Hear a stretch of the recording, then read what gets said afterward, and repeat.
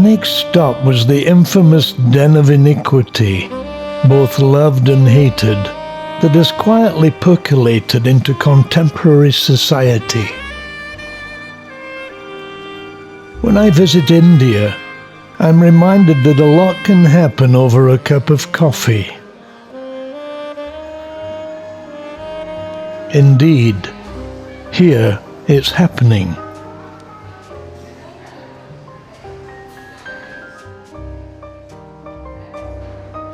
We're about to order the Uber.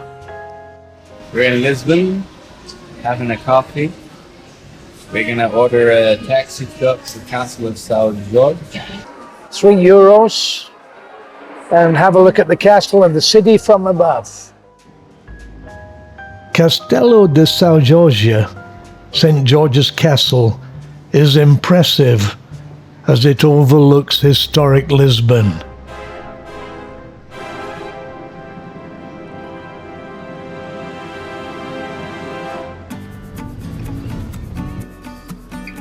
The ride up there is also impressive. Following the trams and getting a look at daily life here. The trams were first introduced in 1873. We followed the 28 tram, but wished we'd ridden it. Then we entered the world of cobbled streets and history. This is certainly my kind of destination, where my imagination runs wild and free. Now Nate walks in history's footsteps. And we check out the conquistadors' haunts. The hilltop being a fascinating place to visit, even before we get to the castle.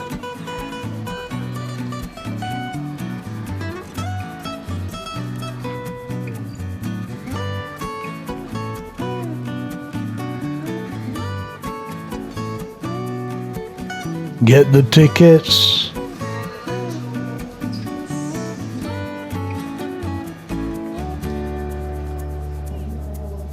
Enjoy the view. The sun was taking a nap. The World Cup was in full swing. King Jose I having a great view.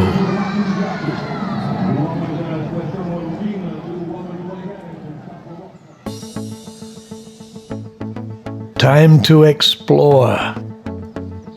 King Manuel I is prominent outside the Castle Museum.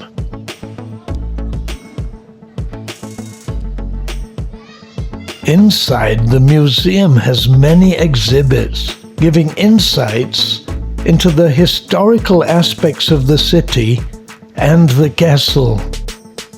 It was founded by Arabs in the 11th century, when Lisbon was an Arab city.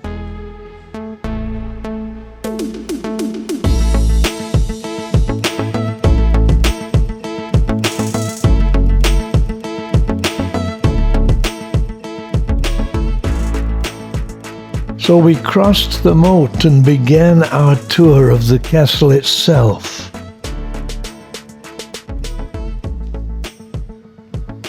It was completely restored in 1938.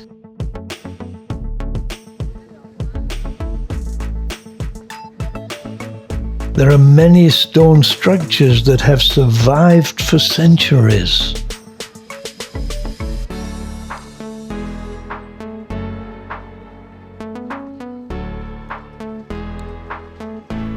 Ten towers protect the castle,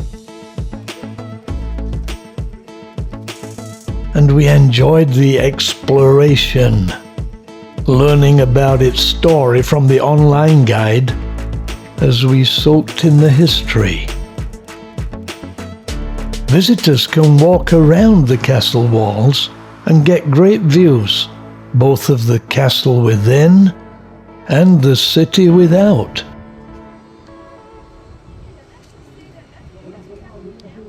Getting insights on how the castle was designed to repel invaders. An interesting fact is after discovering the sea route to India, Vasco da Gama was received by King Manuel I in the castle here in 1498.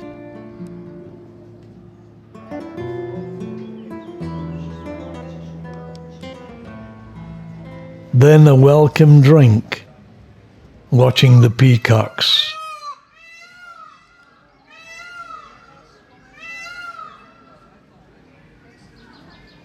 It's been a nice interlude in St. George's Castle, but the sun went in, but nevertheless able to just look around. We decided to walk back to the ship and enjoy the sights of the city on the way. St. Vincent, recognized for his charity and compassion for the poor. Al fresco restaurants.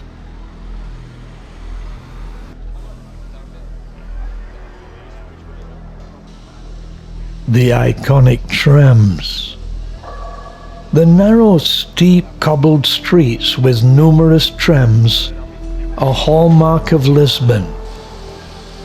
I'd never seen anything quite like it, though many European cities still have trams, some old, some new. Here they were antiques and reminded me of my childhood visits to Blackpool. One of the trams is a tourist hill tour, a great way to see the place if walking up hills is a challenge.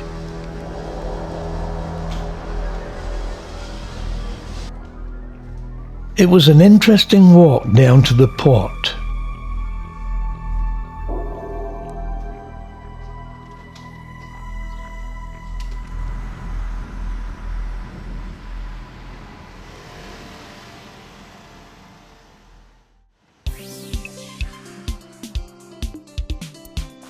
We then sailed down the Tagus River under the 25th of April bridge, named after the revolution of that day, and reflected on the wonderful day we'd enjoyed in this very special city.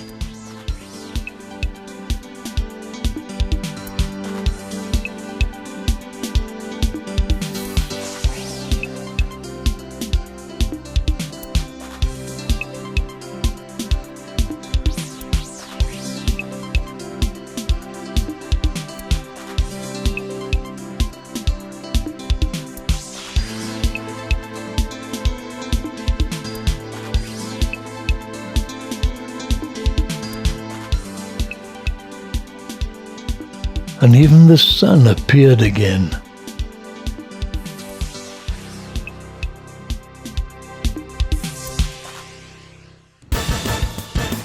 Next on destinations, Portimao, a jewel on the south coast of Portugal,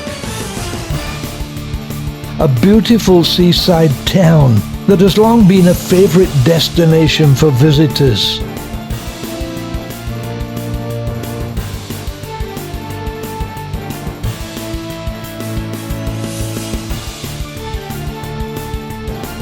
Not only has beautiful beaches, but many historic sites.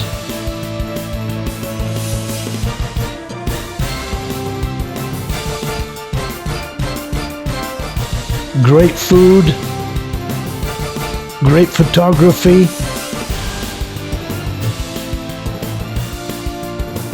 and a real laid-back culture. Don't miss it.